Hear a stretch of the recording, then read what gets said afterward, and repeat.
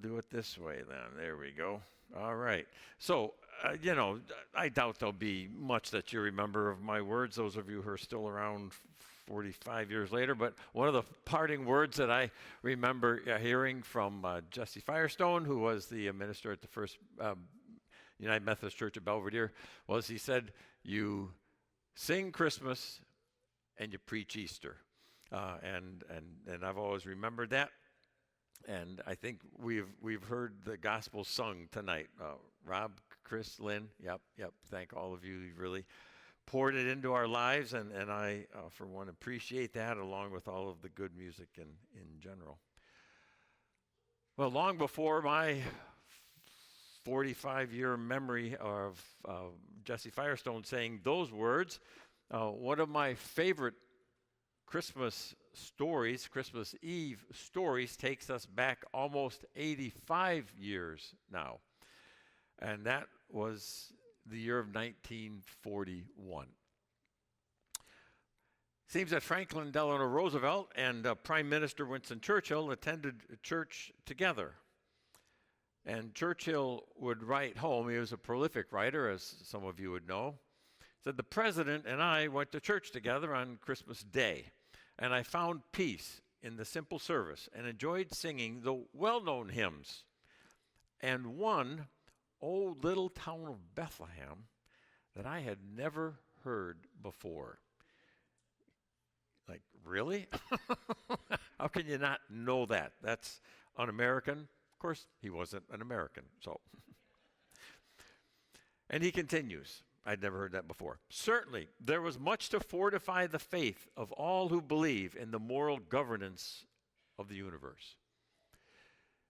Now, mind you, some of us, that 1941 date rings a bell. That was just weeks, that Christmas Day would have been just weeks after the bombing of Pearl Harbor.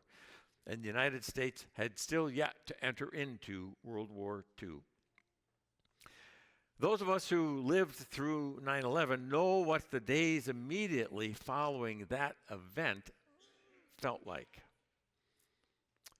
We can imagine the anger, the uncertainty, the fear that gripped the nation for those ensuing weeks following their horrific event. But by someone no less than Winston Churchill, going to church on Christmas found much to fortify the faith of all who believe in the moral governance of the universe. Well, that says something of the event, doesn't it? So the hymn Churchill mentions, "O Little Town of Bethlehem," we sang it just a few moments ago, contains that phrase. It's one of those phrases that echoes in my mind throughout this season, and literally sometimes throughout the year.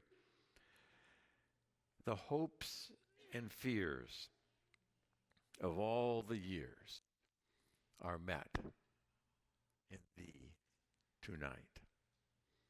What a thought.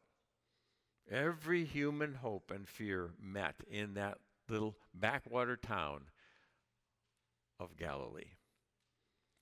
So how long would it take for us to list the hopes of all the years prior and all the hopes yet to come?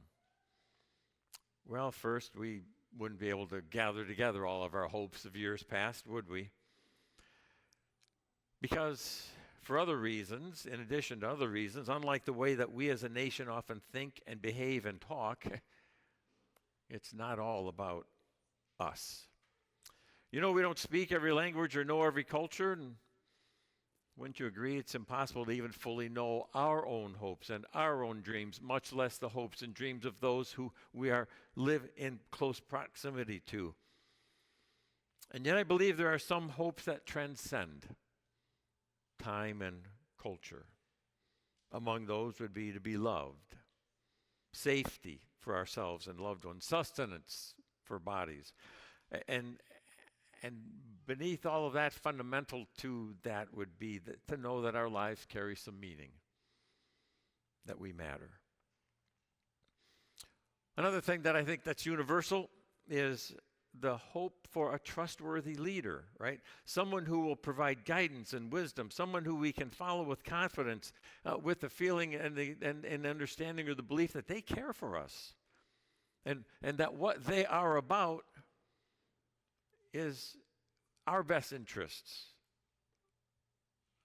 To believe that we all want something like that to believe in. Even the rebels and the radicals, they might disagree, but they too have leaders, don't they? So our hopes always met? Nah. Sometimes yes, but often not. And the fears of all the years, well, they rise up when our hopes are dashed, do they not? Our hopes seem vulnerable or out of reach. So when we worry or fear that who we are or what we've done sometimes makes us unlovable, and some of us know the story behind the music that Lynn and Chris sang for us, Amazing Grace, how sweet the sound, that saved a wretch like me. So, when we're in that position where we might have felt we have done something to make us unlovable, when we fear that we will be alone, when we are fearful of not having enough, fearful of attack or sickness of a loved one, or that just life in general. Sometimes we don't even understand why, but sometimes life in general just makes us fearful, or it doesn't have any meaning, or it doesn't matter. Any of those times we can sing, "O little town of Bethlehem, the hopes and fears of all the years are met in thee tonight." And then we get that. We get the fears.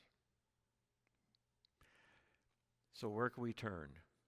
Well, the hymn continues, does it not? For Christ is born of Mary. And because Christ is born of Mary, the fears of all the years are met with hope. Because God didn't abandon us, but instead drew ever closer, the fears of the years, the fears of our lives, the fears of our days, the fears of our hours, even our minutes are met with hope. Because, as the book of James tells us, perfect love casts out all fear. And that was born, perfect love was born. We celebrate that this evening, tomorrow, born in Jesus. The fears of all the years are met with hope. Because Christ is born of Mary, we're given evidence of God's steadfast love and abiding presence, and that's what allows me and you and all who believe to know that we are loved and that we're not alone, that each of our lives have meaning. Oh, how well we know that the birth of Christ doesn't erase the pressures of life, doesn't erase the vulnerabilities of our lives, the hunger and harm. And we know that this life we celebrate tonight doesn't magically ensure that human leaders will be trustworthy, moral, or wise. And from the very beginning into the very end of his earthly life, boy, they went after Jesus in sometimes the most ugly of ways. As some of us know, he had to flee because Herod had heard word that there was someone out there who they were going to consider following. And so he said, kill all the kids. Kill them all under the age of 2.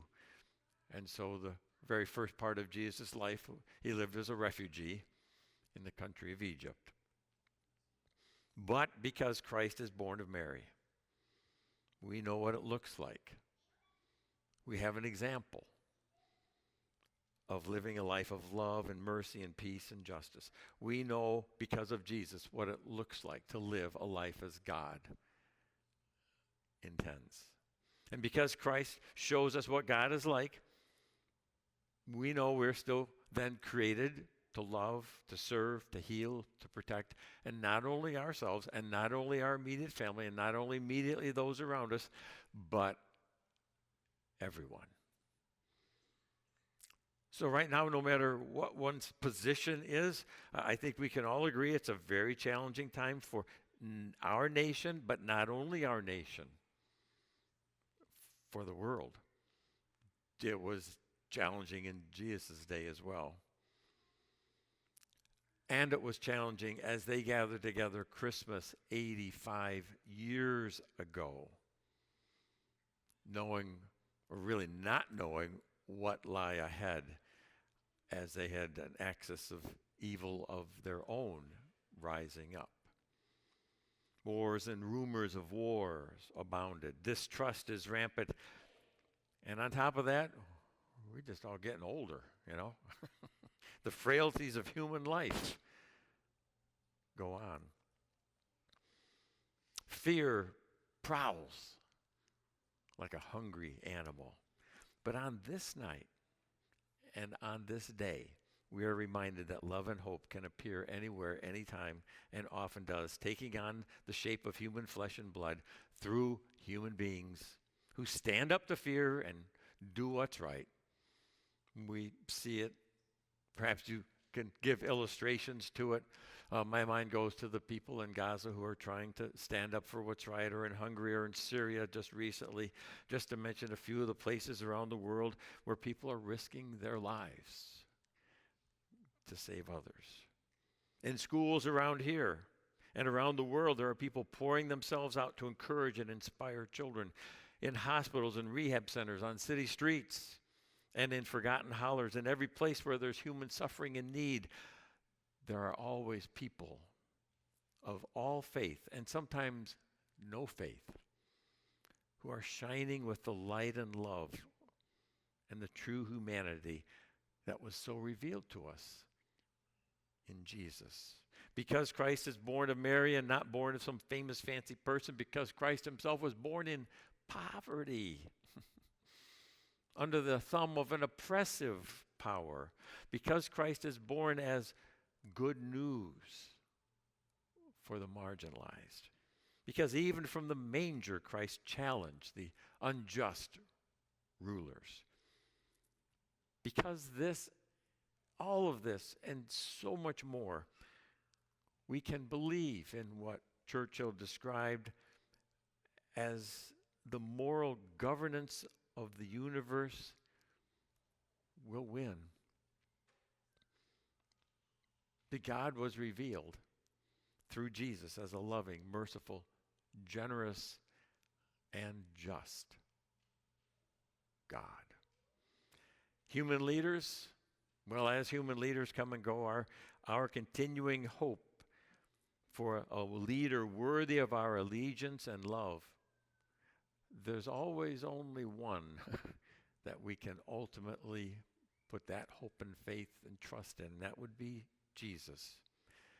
Because as the song says, he rules the world with truth and grace and makes his nations prove the glories of his righteousness and the wonders of his love. So tonight, the fears of all the years are met with hope, for Christ is born of Mary, and Christ is born in every place, even where the tiniest little spark of love bursts into a flame and leads the likes of you and me to make hope real, even in the face of fear. Don't let your candle be snuffed out, but hold it high. May it be so and always be so. Amen.